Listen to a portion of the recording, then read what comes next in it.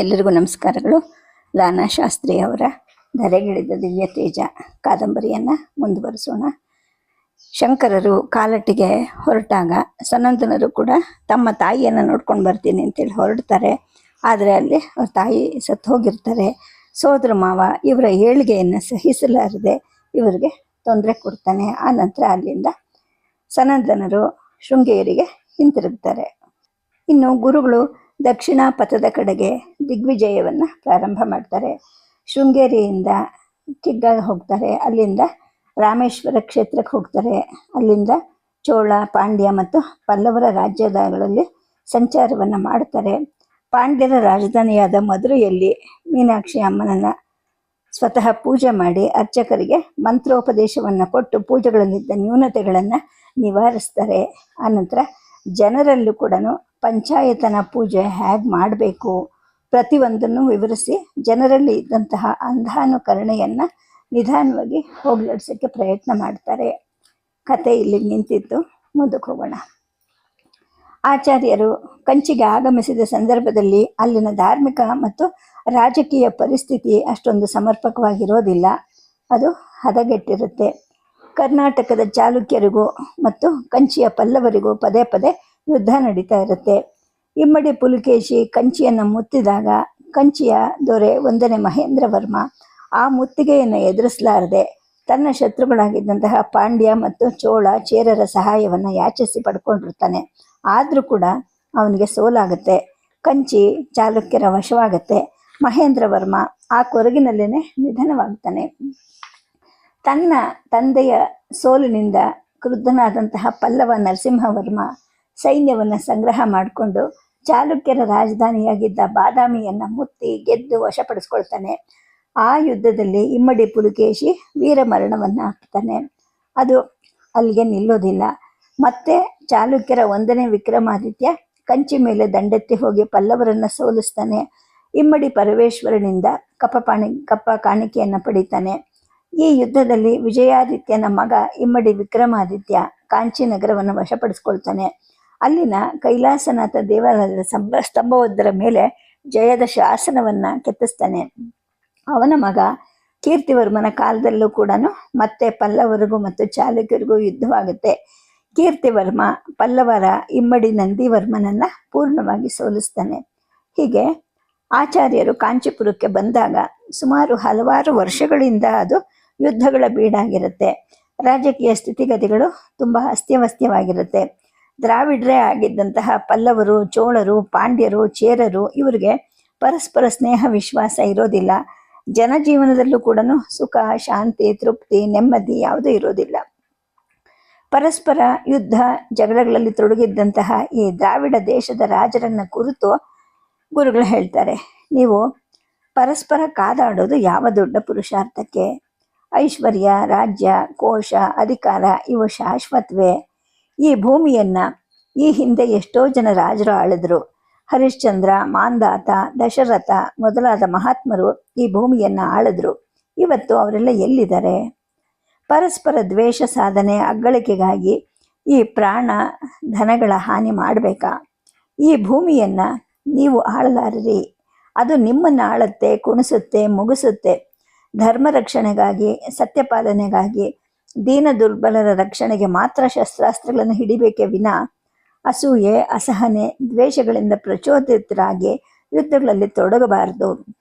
ಇನ್ನಾದರೂ ಜನರ ಕ್ಷೇಮವನ್ನು ನೋಡಿ ಕಾದಾಡೋದನ್ನು ಬಿಡಿ ಅಂತ ಹೇಳ್ತಾರೆ. ಜೊತೆಗೆ ಕಾಂಚಿ ನಗರದ ಅಂದಿನ ದುಸ್ಥಿತಿಯನ್ನು ನೋಡಿ ಆಚಾರ್ಯರು ಬಹಳ ಮರುಗುತ್ತಾರೆ. ಕಾಂಚಿ ಅಥವಾ ಮುಂಚೆ ಇದ್ದಿದ್ದ ಹೆಸರು ಕಾಚಿ ಅಂತ, ಪುರಾತನ ಹೆಸರನ್ನು ಕಾಚಿ ಅನ್ನೋ ಪುರಾತನ ಹೆಸರನ್ನು ಹೊಂದಿದ್ದ ಈ ಕಾಂಚಿ ಒಂದಾನೊಂದು ಕಾಲದಲ್ಲಿ ಕಾಂಚಿ ವೃಕ್ಷಗಳ ನಿಬಿಡವಾಗಿರುತ್ತೆ. ಕಾಂಚಿ ಮರ ಅಂದರೆ ಮಾವಿನ ಮರ ಅಂತ. ಇಲ್ಲಿದ್ದ ಪುರಾತನ ಈಶ್ವರ ಲಿಂಗಕ್ಕೆ ಕಂಬನ್ ಅಥವಾ ಏಕಂಬನ್ ಅನ್ನೋ ಹೆಸರಿರುತ್ತೆ. ಕಾಲಕ್ರಮೇಣವಾಗಿ ಅದೇನೆ ಏಕಾಂಬರ ಆಗುತ್ತೆ, ಕಂಬನ್ನ ಆಗುತ್ತೆ, ಏಕಂಬನ್ನ ಆಗುತ್ತೆ, ಏಕಾಂಬರನೂ ಆಗುತ್ತೆ. ಈ ಏಕಾಮ್ರನಾಥ ಮತ್ತು ವರದರಾಜ ದೇವಾಲಯಗಳು ಶೈವ ಮತ್ತು ವೈಷ್ಣವರ ಕೇಂದ್ರಗಳಾಗಿರುತ್ತವೆ. ಇವು ಆಗ ಕಾಂಚಿಯಲ್ಲಿ ಪ್ರಬಲವಾಗಿದ್ದಂತಹ ಜೈನರು ಮತ್ತು ಬೌದ್ಧರ ಪ್ರತಿರೋಧದಿಂದ ಬಹಳ ಹೀನಾಯ ಸ್ಥಿತಿಯಲ್ಲಿ ಇರುತ್ತವೆ. ಶೈವ ಶಾಕ್ತರು ದುರ್ಗಾ ಅಥವಾ ದೇವಗರ್ಭಾದೇವಿ ಅಥವಾ ಕೀರ್ತಿಮತಿಯ ಉಪಾಸಕರಾಗಿರ್ತಾರೆ. ಅವರ ಪೂಜೆ ಎಲ್ಲವೂ ಕೂಡ ಉಗ್ರ ತಾಮಸ ರೂಪದಲ್ಲಿ ನಡೀತಾ ಇರುತ್ತೆ. ಶ್ರೀ ಶಂಕರರು ಬಂದ ಸಮಯದಲ್ಲಿ ಕಾಂಚಿಯಲ್ಲಿ ಜೈನರು, ಬೌದ್ಧರು, ಶಾಕ್ತರು, ಶೈವರು ಪ್ರಬಲರಾಗಿರ್ತಾರೆ. ಅವರಿಗೆ ಹೀಗಾಗಕ್ಕೆ ಕಾರಣ ಅಂದರೆ ವಿಶೇಷವಾಗಿ ಜೈನ ಮತ್ತು ಬೌದ್ಧರಿಗೆ ರಾಜಾಶ್ರಯ ದೊರಕಿರುತ್ತೆ. ಜೈನರ ಬಹಳ ದೊಡ್ಡ ಕಾಮಕೋಟ ಅಲ್ಲಿರುತ್ತೆ. ಕಾಮ ಅಂದರೆ ಮಾವು ಅಥವಾ ಮಾವಿನ ತೋಪು ಅಂತ, ಕೊಟ್ಟ ಅಂದರೆ ಆಲಯ. ಮಾವಿನ ತೋಪಿನಲ್ಲಿ ಇರ್ತಕ್ಕಂತಹ ಆಲಯ ಕಾಂಚಿಯು ದಕ್ಷಿಣ ಭಾರತದ 4 ಪ್ರಮುಖ ಜೈನ ವಿದ್ಯಾಲಯಗಳಲ್ಲಿ ಒಂದಾಗಿರುತ್ತೆ. ಬಹಳ ವಿಸ್ತಾರವೂ ಪ್ರಾಚೀನವೂ ಆದಂತಹ ಜೈನರ ಪದ್ಮಾವತಿ ದೇವಾಲಯದಲ್ಲಿ ಬಹಳ ಜನ ಶ್ರಮಣರು ಮತ್ತು ಪಂಡಿತರು ಕೂಡ ಇರ್ತಾರೆ. ಜೈನ ಮತದ ಹಾಗೇನೆ ಬೌದ್ಧ ಮತವೂ ಕೂಡ ಇಲ್ಲಿ ಪ್ರಮುಖವಾಗಿರುತ್ತೆ. ತಮ್ಮ ಪಾಂಡಿತ್ಯ ಮತ್ತು ಪ್ರತಿಭೆಗಳಿಂದ ಅವರು ಭಾರತದ ಹೊರಗೂ ಕೂಡ ಪ್ರಸಿದ್ಧರಾಗಿರ್ತಾರೆ. ಬೌದ್ಧ ಪಂಡಿತರನ್ನ, ತತ್ವಶಾಸ್ತ್ರಜ್ಞರನ್ನ ಕಾಂಚೀನಗರ ಪೋಷಿಸಿರುತ್ತೆ. ಇಲ್ಲಿ ಬೌದ್ಧ ತಾಂತ್ರಿಕರ ತಾರಾ ಭಗವತಿ ದೇವಾಲಯ ಮತ್ತು ದೇವಾಲಯದಲ್ಲಿ ಬುದ್ಧನ ಮೂರ್ತಿ ಕೂಡ ಸ್ಥಾಪಿಸಲ್ಪಟ್ಟಿರುತ್ತೆ. ಹಲವಾರು ಬೌದ್ಧ ವಿಹಾರಗಳು ಇರುತ್ತವೆ. 100 ಜನ ಬೌದ್ಧ ಯತಿಗಳು ಆ ವಿಹಾರದಲ್ಲಿ ಅಧ್ಯಯನ ನಿರತರಾಗಿದ್ದು ತಮ್ಮ ತಮ್ಮ ಮತ ಪ್ರಸಾರಗಳನ್ನ ಮತ್ತು ಮಾಡ್ತಾನೆ, ಜೊತೆಗೇನೆ ವೈದಿಕ ಮತದ ಖಂಡನೆಯನ್ನು ಕೂಡ ಮಾಡ್ತಾ ಇರ್ತಾರೆ. ಮೊದಲು ಆಚಾರ್ಯರು ವೈದಿಕ ಮತಕ್ಕೆ ಅನುಯಾಯಿಗಳಾದಂತಹ ಶೈವ ಮತ್ತು ವೈಷ್ಣವ ಶಾಕ್ತರನ್ನು ಸಂಸ್ಕರಿಸ್ತಾರೆ. ದುರ್ಗಾ ಪೂಜೆಯಲ್ಲಿ ನಡೀತಿದ್ದಂತಹ ಉಗ್ರ ಪೂಜೆಯ ವಿಧಾನವನ್ನು ತಡೆಗಟ್ತಾರೆ. ಅಲ್ಲಿದ್ದ ಉಗ್ರ ಕಳೆಯನ್ನು ಆಕರ್ಷಿಸ್ತಾರೆ. ಶ್ರೀ ಸುಬ್ರಹ್ಮಣ್ಯ ದೇವಾಲಯದ ಹತ್ರ ಇದ್ದಂತಹ ದೇವಿಯ ಸನ್ನಿಧಿಯಲ್ಲಿ ಉಗ್ರ ಕಳೆಯನ್ನು ನಿವಾರಿಸ್ತಾರೆ. ಅಲ್ಲಿ ಶ್ರೀಚಕ್ರವನ್ನು ಸ್ಥಾಪನೆ ಮಾಡ್ತಾರೆ. ಈ ದೇವಿಯ ಮೇಲಿನ ಹಸ್ತಗಳಲ್ಲಿ ಪಾಶ ಅಂಕುಶಗಳು ಧರಿಸಿದ್ದು, ಬಲಗೈಯಲ್ಲಿ ಅಭಯ ಮುದ್ರೆ ಇರುತ್ತೆ, ಇನ್ನೊಂದು ಕೈಯಲ್ಲಿ ಪುಷ್ಪವಿರುತ್ತೆ. ದೇವಿಯ ಪೀಠದ ಪಟ್ಟಿಕೆಯಲ್ಲಿ ಕಿರೀಟವನ್ನು ಧರಿಸಿದಂತಹ 3 ಶಿರಸ್ಸುಗಳು ಕೆತ್ತಲ್ಪಟ್ಟಿರುತ್ತವೆ. ದೇವಿ ಮುಂದೆ ಒಂದು ಪಾಣಿಪೀಠದಂತಹ ಆಕೃತಿ ಇದ್ದು ಅದು ಹಿಂದೆ ಬಲಿಗಾಗಿ ಉಪಯೋಗಿಸಲ್ಪಡ್ತಿರುತ್ತೆ. ಆಚಾರ್ಯರು ಪೂಜೆಯನ್ನು ಮಾರ್ಪಡಿಸಿದ ನಂತರ ಅಲ್ಲೇನೆ ಶ್ರೀಚಕ್ರವನ್ನು ಸ್ಥಾಪನೆ ಮಾಡ್ತಾರೆ. ಇದು ಶ್ರೀ ಆದಿಪೀಠೇಶ್ವರಿ ಅಂತ ಹೆಸರಾಗುತ್ತೆ. ಇಲ್ಲಿಯ ಶಿವ ದೇವಾಲಯದ ಈಶ್ವರ ಕಂಬನ್ ಅಥವಾ ಸ್ತಂಭರೂಪಿ ಶಿವ. ಈತನು ಕ್ರಮೇಣ ಏಕಂಬನ್ ಆಗಿ ಕೊನೆಗೆ ಏಕಾಮ್ರನಾಥನಾಗ್ತಾನೆ. ಅವನನ್ನು ಆಧರಿಸಿದ ದೇವಿ ಕಾಮಕೋಡಿ ಅಥವಾ ಬಳ್ಳಿ, ಕಾಮಮರ, ಮಾವಿನ ಮರವನ್ನ ಶಿವನನ್ನು ಆಧರಿಸಿದ ಬಳ್ಳಿ ಕಾಮಕೋಡಿ ಆಗ್ತಾಳೆ. ಕ್ರಮೇಣ ಅದೇನೇನೆ ಕಾಮಕೋಟಿ ಪೀಠೇಶ್ವರಿ ಅಂತ ಹೆಸರಾಗತ್ತೆ. ಆಚಾರ್ಯರನ್ನ ಈ ವೇಳೆಗಾಗಲೇ ಅವನತಿಯ ದಾರಿಯಲ್ಲಿದ್ದಂತಹ ಬೌದ್ಧರು ವಾದದಲ್ಲಿ ಎದುರಿಸಿರ್ತಾರೆ. ಆದರೆ ಶಂಕರರ ಎದುರು ನಿಲ್ಲಕ್ಕೆ ಅವ್ರ ಕೈಲಿ ಸಾಧ್ಯವಾಗೋದಿಲ್ಲ. ಜೈನರು ವಿಶೇಷವಾಗಿದ್ದ ಆ ಸ್ಥಳದಲ್ಲಿ ಆಚಾರ್ಯರ ಶಿಷ್ಯರ ಜೊತೆಗೆ ಜೈನರು ಕೂಡ ವಾದಕ್ಕಿಳಿತಾರೆ. ಜೈನ ಪಂಡಿತರು ಜೀವ, ಅಜೀವ, ಅಸ್ರವ, ಸಂವರ, ನಿರ್ಜರ, ಬಂಧ, ಮೋಕ್ಷ ಅಂತ 7 ಪದಾರ್ಥಗಳನ್ನು ಪ್ರತಿಪಾದಿಸಿ ಭೋಕ್ತೃಗಳು ಜೀವರು, ಭೋಜ್ಯ ವಸ್ತುಗಳು ಅಜೀವಗಳು, ಇಂದ್ರಿಯಗಳ ವಿಷಯಗಳ ಕಡೆ ಹೋಗೋದು ಕೂಡ ಆಸ್ರವ, ಇಂದ್ರಿಯ ನಿಗ್ರಹವೇ ಸಂವರ, ಪಾಪನಾಶಕ್ಕೆ ಸಾಧನವಾದ ಪ್ರಾಯಶ್ಚಿತ್ತವೇ ನಿರ್ಜರ, ಕರ್ಮಗಳೆಲ್ಲವೂ ಬಂಧ, ಕರ್ಮಗಳಿಂದ ಬಿಡುಗಡೆ ಹೊಂದದೆ ಮೋಕ್ಷ ಅಂತಲೂ ನಿರೂಪಿಸ್ತಾರೆ. ಜೀವಗಳಿಗೆ ಪಂಚಾಸ್ತಿಕಾಯ ಅನ್ನೋ ವಿವರಣೆಯನ್ನು ಕೊಟ್ಟು ಈ ಜೀವಗಳನ್ನು ಸಪ್ತಭಂಗಿನಯ ಅನ್ನೋ ನ್ಯಾಯದಿಂದ ಪ್ರತಿಪಾದಿಸ್ತಾರೆ. ಸ್ಯಾದಸ್ತಿ ಹೇಗೂ ಇದೆ, ಸ್ಯಾನ್ಯಾಸ್ತಿ ಹೇಗೂ ಇಲ್ಲ, ಸ್ಯಾದಸ್ತಿ ಚ ನಾಸ್ತಿ ಚ ಹೇಗೋ ಇದೆ ಮತ್ತು ಇಲ್ಲ, ಸ್ಯಾದವಕ್ತವ್ಯ ಹೇಗೋ ಅವರ್ಣನೀಯವಾಗಿದೆ, ಸ್ಯಾನ್ನಾಸ್ತಿ ಚ ಅವಕ್ತವ್ಯ ಚ ಅಂದರೆ ಹೇಗೂ ಇಲ್ಲ ಅವರ್ಣನೀಯವಾಗಿದೆ ಅಂತ, ಸ್ಯಾದಸ್ತಿ ಚನ್ನಾಸ್ತಿ ಚ ಅವ್ಯಕ್ತ ಚ ಹೇಗೂ ಇದೆ ಇಲ್ಲ ಮತ್ತು ಅವರ್ಣನೀಯವಾಗಿದೆ ಅಂತ ಜೈನ ಪಂಡಿತರು ವಾದಿಸ್ತಾರೆ. ಆಚಾರ್ಯರ ಶಿಷ್ಯರು ಇಲ್ಲಿ ಜೈನರ ವಾದಕ್ಕೆ ಸೂಕ್ತವಾದಂತಹ ಪ್ರತ್ಯುತ್ತರವನ್ನು ಕೊಡ್ತಾರೆ. ಸೂತ್ರ ಭಾಷ್ಯದ ನೈಕಸ್ಮಿನ್ ಸಂಭವಾತ್ ಅನ್ನೋ ಸೂತ್ರವನ್ನು ವಿವರಿಸ್ತಾ ಒಂದೇ ಧರ್ಮಿಯಲ್ಲಿ ವಿರುದ್ಧ ಧರ್ಮಗಳು ಸಂಭವಿಸುವುದಿಲ್ಲ, ಹಾಗಾಗಿ ಜೈನ ಮತ ಸರಿ ಇಲ್ಲ ಅಂತ ವಾದಿಸ್ತಾರೆ. ಇರುವಿಕೆ ಮತ್ತು ಇಲ್ಲದಿರುವಿಕೆಯ ಮೊದಲಾದ ಒಂದಕ್ಕೊಂದು ವಿರುದ್ಧ ಧರ್ಮಗಳು ಶೀತ ಉಷ್ಣಗಳಂತೆ ಒಂದೇ ಧರ್ಮಿಯಲ್ಲಿ ಒಂದೇ ಕಾಲದಲ್ಲಿ ಸಂಭವಿಸೋದಿಲ್ಲ. ಇಷ್ಟು ಇಂತಹವು ಅಂತ ನಿರ್ಧರಿಸಿದ 7 ಪದಾರ್ಥಗಳು ಹಾಗೇ ಇರಬೇಕು ಅಥವಾ ಹಾಗಿಲ್ಲದೇ ಇಲ್ಲ ಅಂತ ಅಂದಾಗಬೇಕು. ಆದರೆ ಹಾಗಾದರೂ ಆಗ್ಬಹುದು, ಹಾಗಿಲ್ದೇನೋ ಇರಬಹುದು ಅಂತ ಹೇಳೋದು ಸಂಶಯ ಜ್ಞಾನದಂತೆ ಅಪ್ರಮಾಣವಾಗುತ್ತೆ. ಆಗ ಮೋಕ್ಷವೂ ಇದೆ ಮತ್ತು ಇಲ್ಲ ಅಂತ ಹೇಳಬೇಕಾಗತ್ತೆ, ನಿತ್ಯ ಮತ್ತು ಅನಿತ್ಯ ಅಂತ ಹೇಳಬೇಕಾಗತ್ತೆ. ಎಲ್ಲವೂ ಅನಿಶ್ಚಯಾತ್ಮಕವಾಗಿ ಯಾರಿಗೂ ಸ್ವರ್ಗ ಮತ್ತು ಮೋಕ್ಷಗಳ ಅಪೇಕ್ಷೆ ಬರೋದಿಲ್ಲ ಅಂತ ಆಚಾರ್ಯ ಶಿಷ್ಯರು ಸ್ಪಷ್ಟಪಡಿಸ್ತಾರೆ. ಸ್ಯಾನ್ಯಾಸ್ತಿ ಅವ್ಯಕ್ತ ಚ ಅಂದರೆ ಹೇಗೋ ಇಲ್ಲಿ ಅವರ್ಣೀಯವಾಗಿದೆ, ಸ್ಯಾದಸ್ತಿ ಚೆನ್ನಾಸ್ತಿ ಚ ಅವ್ಯಕ್ತವಚ, ಹೇಗೋ ಇದೆ ಮತ್ತು ಇಲ್ಲ. ತಮ್ಮ ಪ್ರತಿವಾದವನ್ನು ಮುಂದುವರಿಸಿದ ಆಚಾರ್ಯರ ಶಿಷ್ಯರು ಮುಂದಿನ 3 ಸೂತ್ರಗಳ ಭಾಷ್ಯವನ್ನು ವಿವರಿಸ್ತಾರೆ, ಜೈನ ಮತದ ಅಸಾಂಗತ್ಯವನ್ನು ಸ್ಪಷ್ಟಪಡಿಸ್ತಾರೆ. ಆಚಾರ್ಯರು ಶಿಷ್ಯರ ಜೊತೆ ಮಾತಾಡ್ತಾ, ಜೈನರ ಉಪಾಸ್ಯ ದೇವತೆಯಾದ ಅರ್ಹನ್ ವೈದಿಕ ಶಿವನೇ ಆಗಿದ್ದಾನೆ. ಋಗ್ವೇದದ ಪಂಚರುದ್ರದಲ್ಲಿ ಶಿವನನ್ನ ಅರ್ಹನ್ ಅಂತಲೇ ಹೇಳಿದೆ. ಯಜುರ್ವೇದದ ಅರಣ್ಯಕದ 4ನೇ ಪ್ರಶ್ನೆಯಲ್ಲೂ ಕೂಡ ಶಿವನಿಗೆ ಅರ್ಹನ್ ಅನ್ನೋ ಹೆಸರಿದೆ. ಜೈನರು ಬೌದ್ಧರು ಸನಾತನ ಧರ್ಮಕ್ಕೆ ಸೇರಿದವರೇ ಆಗಿದ್ದಾರೆ ಅಂತ ವಿವರಿಸ್ತಾರೆ. ಈ ವಾದ ವಿವಾದಗಳು ಪೂರ್ಣವಾಗಿ ಸಮಾಧಾನ, ಶಾಂತಿ, ಸೌಹಾರ್ದಗಳ ವಾತಾವರಣದಲ್ಲಿ ನಡೀತಿರುತ್ತವೆ. ಆಚಾರ್ಯರ ಈ ಹೃದಯ ವೈಶಾಲ್ಯತೆ, ಸರ್ವಜನಪ್ರೇಮ ಇವುಗಳು ಅವರಿಗೆ ಬಹಳ ಜನ ಭಕ್ತರನ್ನ, ಶಿಷ್ಯರನ್ನ, ಹಿಂಬಾಲಕರನ್ನ ಕೂಡ ಒದಗಿಸಿಕೊಡ್ತಿರುತ್ತವೆ. ಕಾಂಚಿ ನಗರದಲ್ಲಿ ತಮ್ಮ ಜಯಭೇರಿಯನ್ನು ಮೊಳಗಿಸಿದಂತಹ ಆಚಾರ್ಯರು ಶೈವರಿಗೂ ವೈಷ್ಣವರಿಗೂ ಶಾಕ್ತರಿಗೂ ಶುದ್ಧ ವೇದಾಂತ ಧರ್ಮವನ್ನು ಅನುಸರಿಸಿ ಅಂತ ಉಪದೇಶ ಮಾಡಿ ಅಲ್ಲಿಂದ ಮುಂದಕ್ಕೆ ಪ್ರಯಾಣ ಬೆಳೆಸ್ತಾರೆ. ಆಚಾರ್ಯರು ದ್ರಾವಿಡ ದೇಶಗಳಿಂದ ಹೊರಟು ಕರ್ನಾಟಕದ ಹಲವು ಕಡೆಗಳಲ್ಲಿ ಸಂಚರಿಸ್ತಾರೆ. ಅಲ್ಲಿ ಒಂದು ಕಡೆ ಕ್ರಕಚ ಅನ್ನೋ ಒಬ್ಬ ಕಾಪಾಲಿಕ ತನ್ನ ಸೈನ್ಯದ ಜೊತೆಗೆ ಆಚಾರ್ಯರನ್ನ ಎದುರಿಸಕ್ಕೆ ಅಂತ ಬರ್ತಾನೆ. ಆಚಾರ್ಯರು ಅವನನ್ನು ಧೈರ್ಯವಾಗಿ ಮತ್ತು ಏಕಾಂಗಿಯಾಗೇನೆ ಎದುರಿಸ್ತಾರೆ. ಅವರ ಧೀಶಕ್ತಿಯನ್ನ, ಸ್ಥೈರ್ಯವನ್ನ ಕಂಡ ಈ ಕ್ರಕಚ ತನ್ನ ಪವಾಡಗಳಿಂದ ಅವರನ್ನು ಎದುರಿಸಕ್ಕೆ ಪ್ರಯತ್ನ ಮಾಡ್ತಾನೆ. ಈ ಪವಾಡಗಳಿಂದ ಜನಸಾಮಾನ್ಯರನ್ನ ಮರಳು ಮಾಡೋದು, ಅವುಗಳಲ್ಲಿ ಅಂಧವಿಶ್ವಾಸವನ್ನ ಮೂಡಿಸೋದ್ರಿಂದ ಸ್ವಲ್ಪನೂ ಧರ್ಮ ಸಾಧನೆ ಆಗೋದು, ಆಧ್ಯಾತ್ಮಿಕ ಶಕ್ತಿ ಅಂತ ಹೇಳ್ಬಿಟ್ಟು ಈ ಪವಾಡವನ್ನ ಜನ ಭ್ರಮಿಸಿ ದಾರಿ ತಪ್ತಾರೆ ಅಂತ ಆಚಾರ್ಯರು ಕ್ರಕಚನಿಗೆ ಬುದ್ಧಿ ಹೇಳ್ತಾರೆ. ಅವರ ಮುಂದೆ ಅವನ ಯಾವುದೇ ಪವಾಡ ಸಾಗೋದಿಲ್ಲ. ಅವನು ವಾದಕ್ಕಾಗ್ಲಿ, ವಿಚಾರಕ್ಕಾಗ್ಲಿ, ನಯ ಸೌಜನ್ಯಕ್ಕಾಗ್ಲಿ ಬಗ್ಗೋ ಅಂಥವನಾಗಿರ್ಲಿಲ್ಲ. ತನ್ನ ವಶೀಕರಣ ಶಕ್ತಿಯಿಂದ ಮಾಯಾಜಾಲಗಳನ್ನು ನಿರ್ಮಿಸ್ತಾ ಅವನು ಜನರನ್ನ ಮರಳು ಮಾಡಿ ವಶಪಡಿಸ್ಕೊಳ್ತಾ ಇರ್ತಾನೆ.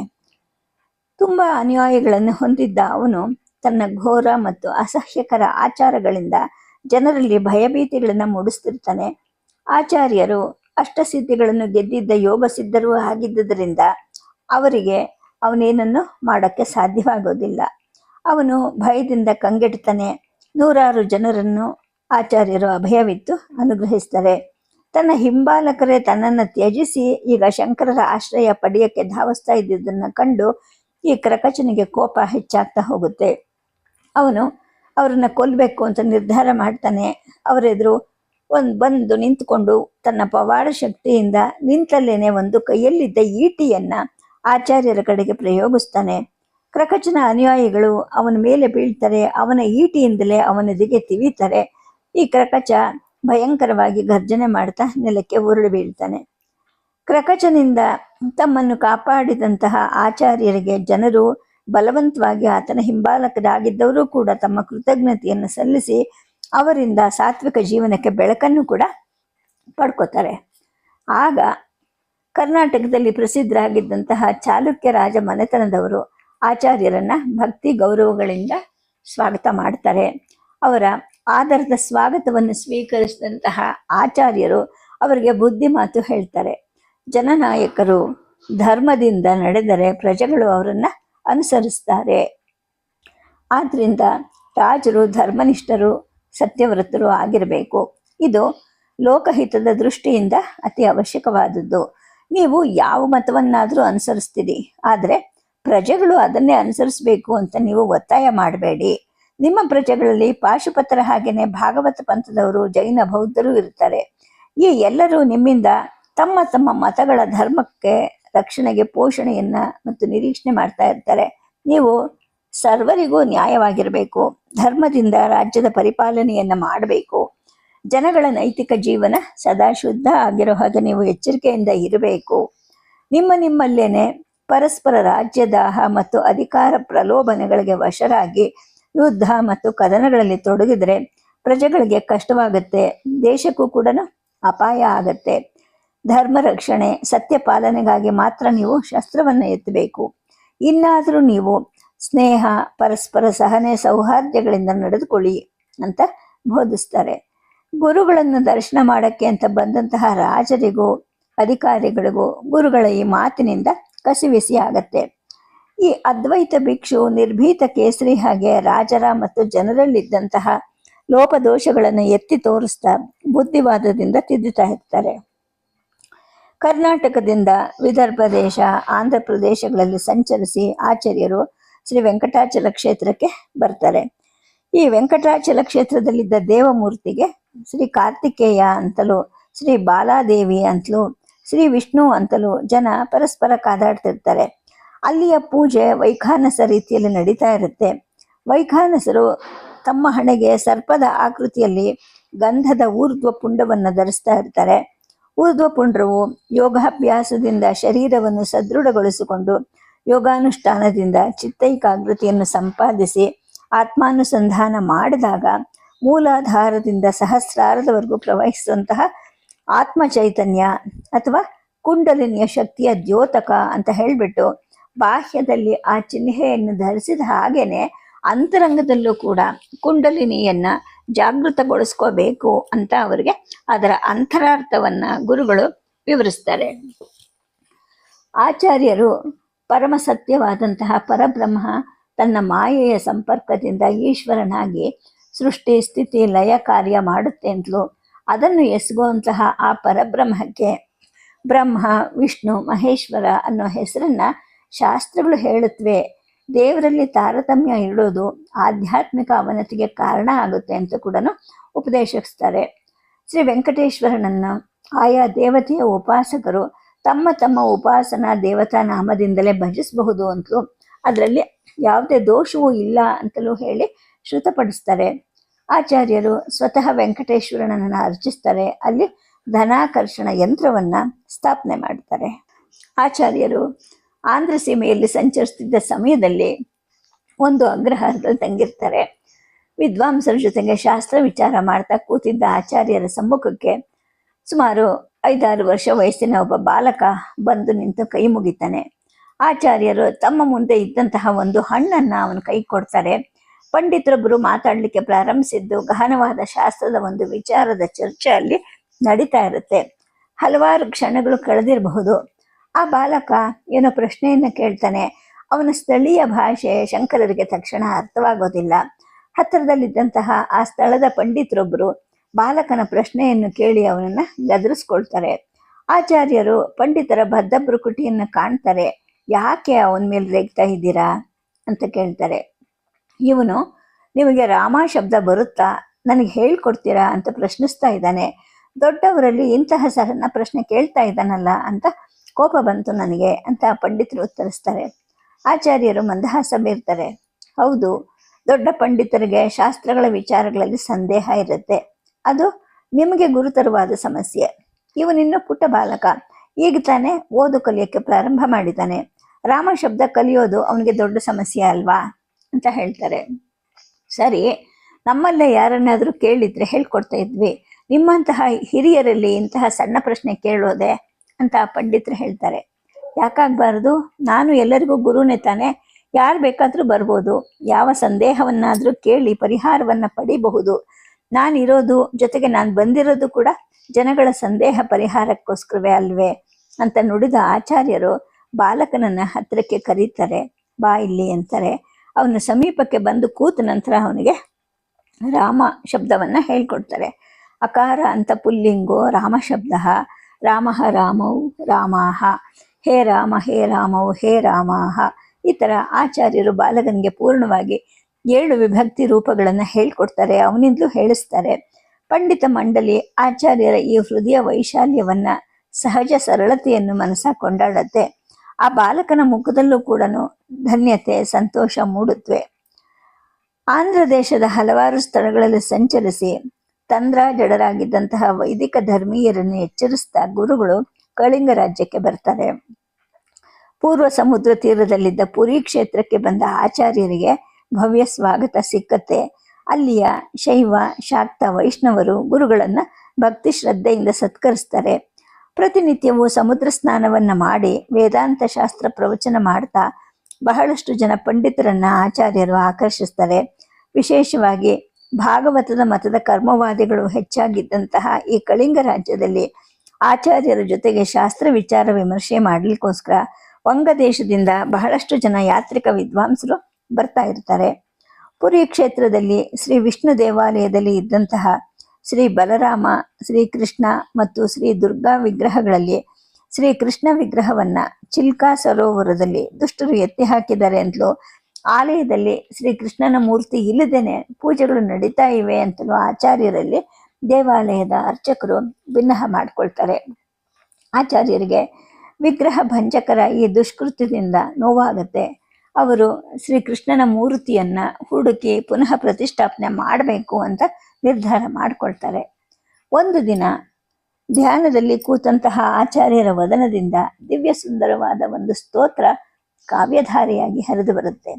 ಕದಾಚಿತ್ ಕಾಲಿಂದಿ ತಟ ವಿಪಿನ ಸಂಗೀತ ಕರವೋ ಮುದಾ ಬೀಹ್ರಿ ನಾರಿ ವದನ ಕಮಲಾಸ್ವಾದ ಮಧುಪಃ ರಮಾ ಶಂಭು ಬ್ರಹ್ಮ ಸುರಪತಿ ಗಣೇಶ ಅರ್ಚಿತ ಪದೋ ಜಗನ್ನಾಥ ಸ್ವಾಮಿ ನಯನ ಪಥಗಾಮಿ ಭವತು ಮೇ ಅಂತ ಆಚಾರ್ಯರು ಶ್ಲೋಕಾಷ್ಟಕದಲ್ಲಿ ಶ್ರೀ ಜಗನ್ನಾಥ ಸ್ವಾಮಿ ತಮ್ಮ ನಯನಕ್ಕೆ ಗೋಚರ ಆಗಬೇಕು ಅಂತ ಪ್ರಾರ್ಥನೆ ಮಾಡ್ತಾರೆ.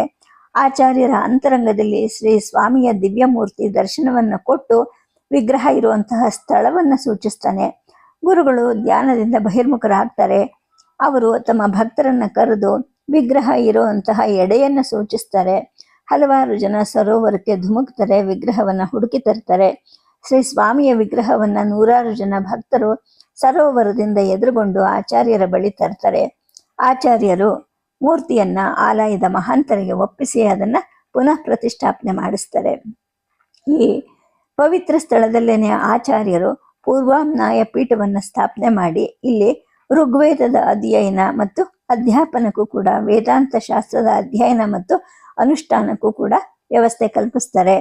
ತಮ್ಮ ಪ್ರಿಯ ಶಿಷ್ಯರಾದಂತಹ ಶ್ರೀ ಹಸ್ತಾಮಲಕಾಚಾರ್ಯರನ್ನ ಅಧ್ಯಕ್ಷರನ್ನಾಗಿ ಇಲ್ಲಿ ನೇಮಿಸ್ತಾರೆ. ಅಲ್ಲಿಂದ ಕಳಿಂಗ ರಾಜ್ಯದಿಂದ ಹೊರಟು ವಂಗ, ಅಂಗ ರಾಜ್ಯಗಳಲ್ಲಿ ಸಂಚರಿಸಿ ಕಾಮರೂಪಕ್ಕೆ ದಯಮಾಡಿಸ್ತಾರೆ. ಪಾಟಲಿಪುತ್ರ, ನಳಂದ, ಗಯಾ ಇವುಗಳಲ್ಲಿ ಆಚಾರ್ಯರನ್ನ ಮತ್ತೆ ಬೌದ್ಧರು ಎದುರಿಸ್ತಾರೆ. ಇಲ್ಲಿಯ ಪ್ರತಿರೋಧ ಬಹಳ ಬಲವಾಗಿರುತ್ತೆ. ಆಚಾರ್ಯರು ಈ ಎಲ್ಲರನ್ನು ಎದುರಿಸಿ ವಾದದಲ್ಲಿ ಗೆದ್ದದ್ದೇ ಅಲ್ಲದೆ ವೇದಾಂತ ಧರ್ಮೀಯರಿಗೆ, ವಿಶೇಷವಾಗಿ ಕರ್ಮವಾದದ ಪಂಡಿತರಿಗೆ ಎಚ್ಚರಿಕೆಯನ್ನು ಕೊಡ್ತಾರೆ. ನೀವು ವೈದಿಕ ಯಜ್ಞ ಯಾಗಾದಿಗಳ ಮೂಲ ಉದ್ದೇಶವನ್ನು ಮರೆತಿದ್ದೀರಾ, ಅವುಗಳನ್ನ ಕಾಮ್ಯ ಕರ್ಮಗಳನ್ನಾಗಿ ಆಚರಿಸಕ್ಕೆ ತೊಡಗಿದ್ದೀರಾ. ತ್ಯಾಗ ದಾನಗಳ ಮನೋಧರ್ಮ ಹೋಗ್ಬಿಟ್ಟಿದೆ, ಭೋಗಲಾಲಸೆ ತಲೆ ಎತ್ತಿದೆ. ಪ್ರಾಣಿಗಳ ವಧೆ, ಸ್ವಾರ್ಥ ಆಕಾಂಕ್ಷೆಯ ಪೂರೈಕೆಗೋಸ್ಕರ ಅಭಿಚಾರಕ ಕರ್ಮಗಳು, ಕ್ರಿಯಾಕಲಾಪಗಳು ಇವುಗಳನ್ನು ಅನುಸರಿಸಿದ್ದೀರಾ. ವೈದಿಕ ಧರ್ಮದ ಅವನತಿಗೆ ಕಾರಣರಾಗಿದ್ದೀರಾ. ಈ ಜೈನರಾರು, ಈ ಬೌದ್ಧರಾರು ನಮ್ಮವರೇ ಅಲ್ವಾ? ಇವರು ನಮ್ಮಿಂದ ಸಿಡಿದು ಹೋಗೋಕ್ಕೆ ಕಾರಣವೇನು? ನಾವೇ ಅಲ್ವಾ? ನಮ್ಮ ಆಚಾರ ವಿಚಾರಗಳಿಂದ ನಾವು ಇಡೀ ಜನಾಂಗಕ್ಕೆ ಮಾರ್ಗದರ್ಶಕರಾಗಿ ಇರಬೇಕಾಗಿದ್ದವರು. ಆದರೆ ಇವತ್ತೇನಾಗಿದ್ದೀವಿ? ನೀವು ಇನ್ನಾದರೂ ಎಚ್ಚರಿಕೆಗೊಳ್ಳಿ. ಧರ್ಮದಲ್ಲಿ ಹೋಗ್ತಿರುವಂತಹ ಅನಾಚಾರವನ್ನು ಕಿತ್ತೆಸೀರಿ, ಜಡತೆಯನ್ನು ತೊಡೆದು ಶುದ್ಧ ವೇದಾಂತ ಧರ್ಮವನ್ನು ಅನುಸರಿಸಿ ಅಂತ ಬಹಳ ಕಳಕಳಿಯಿಂದ ಬೋಧಿಸ್ತಾರೆ. ಉಗ್ರ ತಾಂತ್ರಿಕರ ಕೇಂದ್ರವಾಗಿದ್ದ ಕಾಮರೂಪದಲ್ಲಿ ಆಚಾರ್ಯರು ಬಹಳ ಸಾಹಸದಿಂದಲೇ ಆ ತಾಂತ್ರಿಕರನ್ನ ಎದುರಿಸ್ತಾರೆ. ಅವರ ಆಚರಣೆಗಳಲ್ಲಿ ಇದ್ದಂತಹ ದೋಷಗಳನ್ನು ಎತ್ತಿ ತೋರಿಸ್ತಾರೆ. ಧರ್ಮದ ಆಚರಣೆಯಲ್ಲಿ ಮದ್ಯಪಾನ, ಪ್ರಾಣಿವಧೆ, ವಿಷಯಾಸಕ್ತಿಗಳಿಗೆ ಸ್ಥಳವೇ ಇಲ್ಲ ಅಂತ ಪ್ರತಿಪಾದಿಸ್ತಾರೆ. ಆಚಾರ್ಯರು ಇಲ್ಲಿ ಪ್ರಪಂಚಾಗಮ ಅಂತಕ್ಕಂತಹ ಪ್ರಾಚೀನ ಗ್ರಂಥದ ಸಾರವನ್ನು ಸಂಗ್ರಹಿಸಿ ಪ್ರಪಂಚ ಸಾರ ತಂತ್ರ ಗ್ರಂಥ ಅಂತ ರಚನೆ ಮಾಡಕ್ಕೆ ಶುರು ಮಾಡ್ತಾರೆ. ಮತ್ತು ಅವರ ಶಿಷ್ಯರಾದಂತಹ ಸನಂದನರಿಗೆ ಈ ಕೃತಿಯ ಮೇಲೆ ಭಾಷ್ಯವನ್ನು ರಚಿಸೋ ಹಾಗೆ ಸೂಚನೆ ಕೊಡ್ತಾರೆ. ಅಲ್ಲಿಂದ ಅಂದ್ರೆ ಕಾಮರೂಪದಿಂದ ಹೊರಟು ಮತ್ತೆ ವಂಗರಾಜ್ಯದಲ್ಲಿ ಸಂಚರಿಸ್ತಾ ಪಶ್ಚಿಮಾಭಿಮುಖವಾಗಿ ಪ್ರಯಾಣ ಮಾಡ್ತಾ ತಮ್ಮ ಪ್ರಚಂಡವಾದಂತಹ ಪ್ರತಿಭೆ ಮತ್ತು ಸಮನ್ವಯ ದೃಷ್ಟಿಯಿಂದ ಜನರ ಮನಸ್ಸನ್ನು ಗೆಲ್ತಾ ದಕ್ಷಿಣದ ಕೋಸಲ ರಾಜ್ಯ, ಪ್ರಯಾಗ, ವಾರಣಾಸಿಗಳ ಮುಖಾಂತರ ಸೌರಾಷ್ಟ್ರ ದೇಶದ ಕಡೆಗೆ ಪ್ರಯಾಣ ಮಾಡ್ತಾರೆ. ಆಚಾರ್ಯರು ದೇಶವನ್ನೆಲ್ಲ ಸಂಚರಿಸ್ತಾ ಪ್ರಜೆಗಳ ಧಾರ್ಮಿಕ ಮತ್ತು ಆಧ್ಯಾತ್ಮಿಕ ಅಭ್ಯುದಯಕ್ಕೆ ಕಾರಣರಾದಂತಹ ಬ್ರಾಹ್ಮಣರನ್ನು ಎಚ್ಚರಿಸ್ತಾ ಪ್ರಜೆಗಳ ರಕ್ಷಣೆ ಯೋಗಕ್ಷೇಮಕ್ಕೆ ಕಾರಣರಾದಂತಹ ಕ್ಷತ್ರಿಯರನ್ನು ಎಚ್ಚರಿಸ್ತಾ ಪ್ರಜಾವರ್ಗದ ಪೋಷಣೆ ಲಾಲನೆಗೆ ಕಾರಣರಾದ ವೈಶ್ಯರನ್ನು ಜಾಗೃತಗೊಳಿಸ್ತಾ ಲೌಕಿಕ ಸುಖ ರಕ್ಷಣೆಗೆ ಕಾರಣರಾದಂತಹ ಆರೋಗ್ಯ ಪಾಲನೆ ಮಾಡುವಂತಹ ವೈದ್ಯರು, ಕಟ್ಟಡ ಕೆರೆ ಕಟ್ಟೆಗಳ ನಿರ್ಮಾಣ ಮಾಡುವಂತಹ ತಂತ್ರಜ್ಞರು, ವಿವಿಧ ಬಗೆಯ ಜನಸೇವಾ ಕಾರ್ಯದಲ್ಲಿ ತೊಡಗಿದಂತಹ ಕುಶಲಕರ್ಮಿಗಳು ಮೊದಲಾದವರೆಲ್ಲರನ್ನೂ ಜಾಗೃತಗೊಳಿಸ್ತಾ ವೈದಿಕ ಧರ್ಮಾಚರಣೆಯಿಂದ ಮಾತ್ರವೇನೆ ಇಹಕ್ಕೆ ಪ್ರೇಯಸ್ಸು ಪರಕ್ಕೆ ಶ್ರೇಯಸ್ಸು ಅಂತ ಹೇಳ್ತಾ ಅವಂತಿಯ ರಾಜಧಾನಿ ಉಜ್ಜಯಿನಿ ಕಡೆಗೆ ದಯಮಾಡಿಸ್ತಾರೆ. ಜನಪದ ಗುರುವೇ ಆಗಿದ್ದಂತಹ ಆಚಾರ್ಯರನ್ನ ಅಲ್ಲಿಯ ಜನರು, ವಿದ್ವಾಂಸರು, ವಣಿಕರು, ರಾಜಪ್ರಮುಖರು ಕೂಡ ಸ್ವಾಗತಿಸ್ತಾರೆ. ಇಲ್ಲಿ ಕೂಡ ಕಾಪಾಲಿಕರ ಸಂಖ್ಯೆನೇ ವಿಶೇಷವಾಗಿರುತ್ತೆ. ಆದರೆ ಆಚಾರ್ಯರ ಪ್ರಭಾವದಿಂದ ಕಾಪಾಲಿಕರ ಸಂಖ್ಯೆ ತಗ್ಗತ್ತೆ. ಆನಂತರ ಆಚಾರ್ಯರು ಶ್ರೀ ಮಹಾಕಾಳೇಶ್ವರನನ್ನ ಸ್ವತಃ ಪೂಜಿಸಿ ಪೂಜಾದಿಗಳಲ್ಲಿದ್ದಂತಹ ನ್ಯೂನತೆಗಳನ್ನು ಸರಿಪಡಿಸ್ತಾರೆ. ಕಾಪಾಲಿಕರು ಶಿವನಿಗೆ ಕೊಡ್ತಿದ್ದಂತಹ ಪಶುಬಲಿ ಮತ್ತು ನರಬಲಿಗಳನ್ನು ನಿಲ್ಲಿಸ್ತಾರೆ. ಸೌಮ್ಯ ಪೂಜೆಯನ್ನು ಆಚರಣೆಗೆ ತರ್ತಾರೆ. ಸದ್ಯಕ್ಕೆ ಕಥೆಯನ್ನು ನಿಲ್ಲಿಸಿರ್ತೀನಿ. ನಮಸ್ಕಾರ.